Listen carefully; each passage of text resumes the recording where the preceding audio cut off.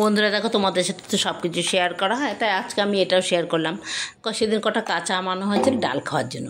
তা ডাল তো খেয়েছি, আর দুটো আম ছিল আমি ফ্রিজে রেখে দিয়েছি যে পরে খাবো।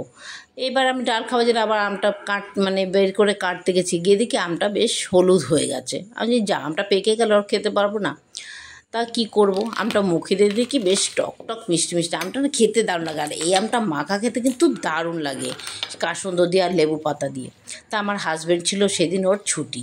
আর হাজব্যান্ড না এই আম মাখা বলো, আম কুল তেঁতুল মানে চালতা যা খুশি হোক তুমি মাখা দাও, এই টকটা খেতেও খুব ভালোবাসে।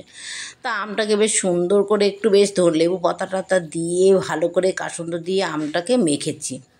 বন্ধুরা, মেখে মুখে দিলাম যে এতটা ভালো লেগেছে খেতে, তোমাদের কাছে কি বলবো, দারুণ লেগেছে। বেশ টক টক মিষ্টি মিষ্টি তো আমটা। তো আম মাখাটা নিয়ে এবার আমি হাজব্যান্ডকে দিচ্ছি। শুধু দেখো আমার হাজব্যান্ডের আম মাখা খাওয়া, ও আম মাখা খেতে মানে প্রচণ্ড ভালোবাসে। ও ছুটির দিন থাকলে ওকে একটু টক খাবার দিলে ভালোবাসে। বন্ধুরা, আমাকে তো সবসময় দেখো, আজকে দেখো আমার হাজব্যান্ডকে দেখাচ্ছে, আমার হাজব্যান্ড কীরমভাবে আমটা খাচ্ছে।